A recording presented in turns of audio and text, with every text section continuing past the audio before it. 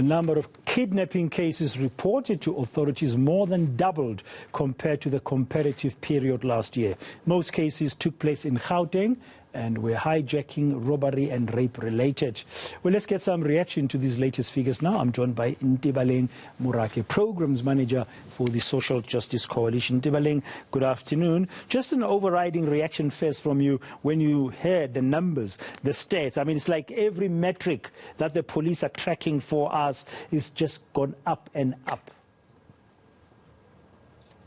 Thank you so much for having me. I think, firstly, what we see with the crime stats, particularly in relation to sexual offences, tells a story of South Africa. I think it tells a story of a country that has a social fabric that has normalized, elements of hyper-masculinity. I mean, the fact that women in particular are being raped in their own households means that it's not safe to go anywhere, right? I think there's this hyper myth that people have that sexual offenses happen outside, with this person, a stranger that you don't know.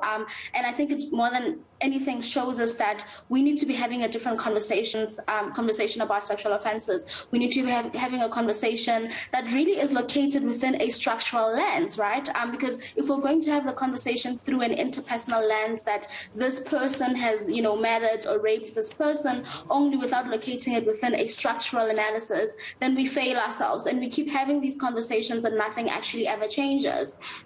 And I mean, we're seeing every single day that, with South Africa having femicides, for instance, that are, more than 5 times higher than the global rate, and various other aspects of interpersonal violence. I think it shows that there is a normalized and systemic, like I said, hypermasculinity, and also even like militaristic masculinity that we see. I think what has been normalized as what makes a man is that men are made by violence in our society. And I think until we undo all those elements of violence and we undo all those elements of masculinity, then nothing is going to change. And I mean, even with this reaction that we're seeing, that the numbers have gone up, they don't even reflect the true story of what's happening. I mean, the sexual offences figures don't reflect because as we hear, as we hear all the time, the police are only reporting these numbers from the information that was reported to them. And we know, sadly and tragically, that many cases of GBV and sexual offences don't ever get reported. But also, it's so sad and tragic that South Africa is becoming the rape capital, if not already the rape capital of the world. Because even in kidnappings, according to the police, even the number of kidnapping cases going up, but most of them are also related to rape. So I think we are in a society where, people who commit violent crimes like rape, especially violent gendered crimes, society rewards you for it. How many cases can we name where someone has been publicly outed, right?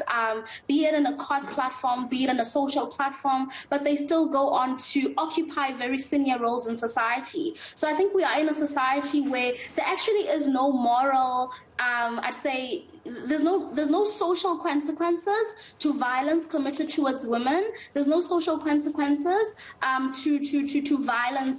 So I think if anything, our society has conditioned us not only that has positioned men, to say that it's more shameful, I think, at this point, to be someone who's been a survivor of a sexual offense than it is to be a person that perpetrates sexual offense. It's something that men go out and brag about. It's something that men feel proud of. And I think that tells a story of our criminal justice system, that people aren't taking it seriously, and that the police actually have a lot of work to do in relation to that. That how do we make sure that sexual offenses and sexual crimes are taken seriously to an extent that even women feel safe to go to the police? Because in this case, it's not, right? Yeah. I interviewed an hour or so ago a young South African. He's a member of the Young Communist League.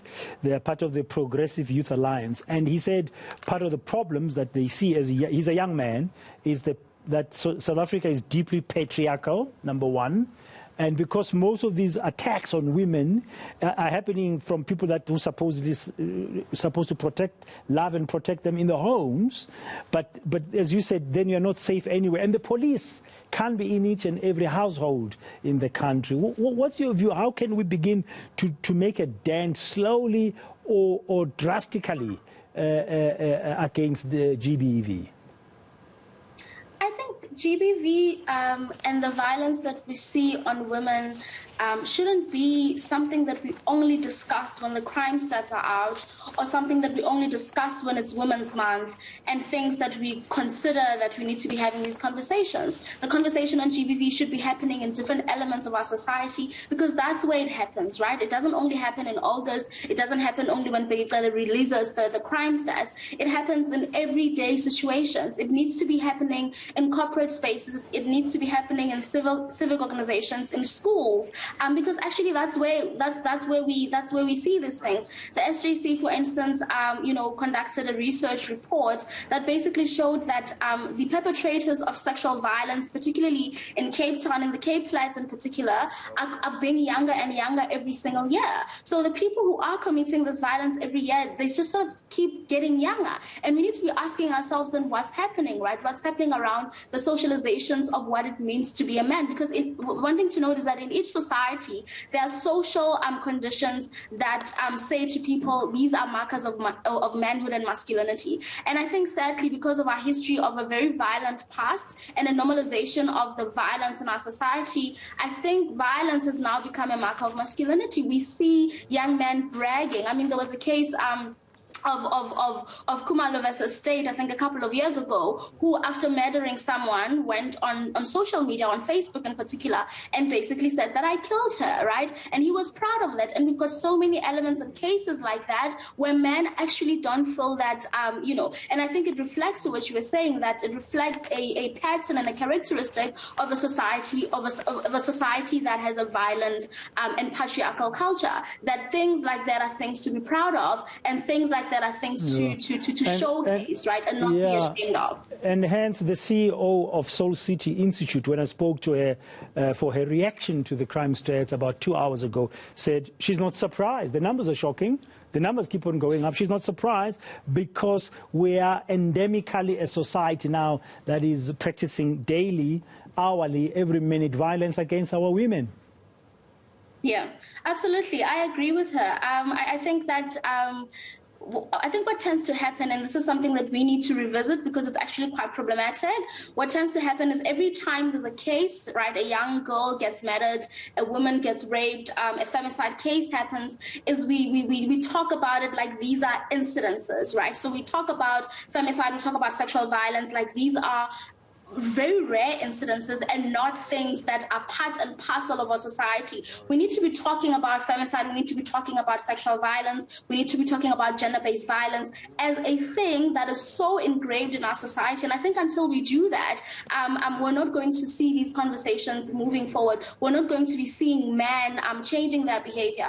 And I think, when we have these conversations in isolation and, like I said, not allocating them within a developmental space. I mean, for instance, if people are in an informal settlement where there aren't any allocation of adequate police resources, for instance, right? It means that if someone is a danger, and another thing, sorry, just to backtrack a bit, another thing about femicide and sexual violence in particular is by the time it happens, there would have been, multiple cases of the person committing violence on the other party.